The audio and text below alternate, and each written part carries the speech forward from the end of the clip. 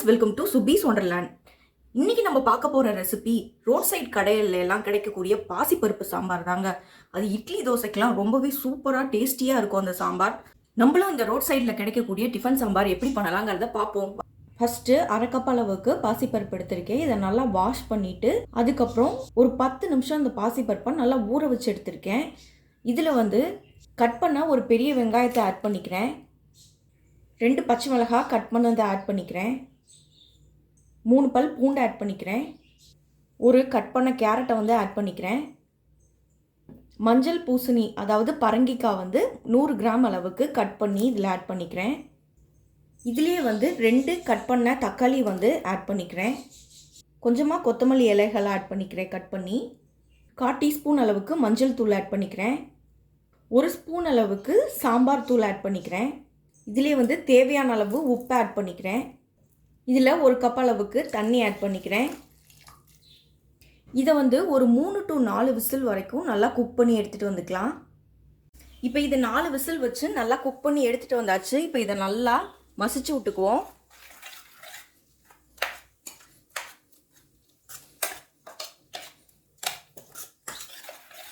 நமக்கு அந்த பூசணிக்காய்லாம் இதில் நல்லா மசிஞ்சு வரணும். இப்போ இதில் 1 கப் அளவுக்கு தண்ணி ஆட் பண்ணிக்கிறேன். இதை கலந்துக்கலாம்.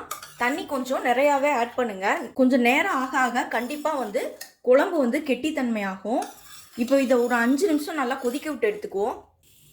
இப்போ நம்ம தாளிச்சிக்கலாம். அதுக்கு ஒரு கடாயை சூடு பண்ணியிருக்கேன். இதில் கொஞ்சமாக எண்ணெய் ஆட் பண்ணிக்கிறேன். கடுகு கொஞ்சம் ஆட் பண்ணிக்கிறேன்.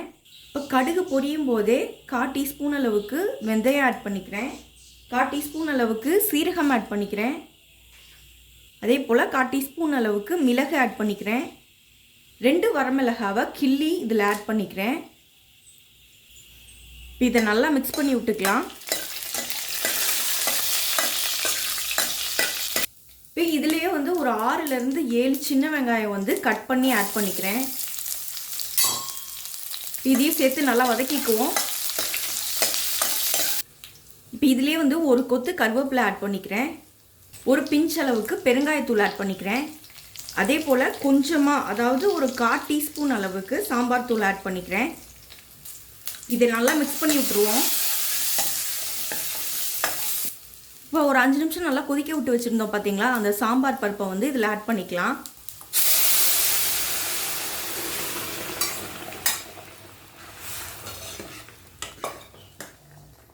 இதில் ஒரு 5 நிமிஷம் நல்லா கொதிச்சு வரட்டும்.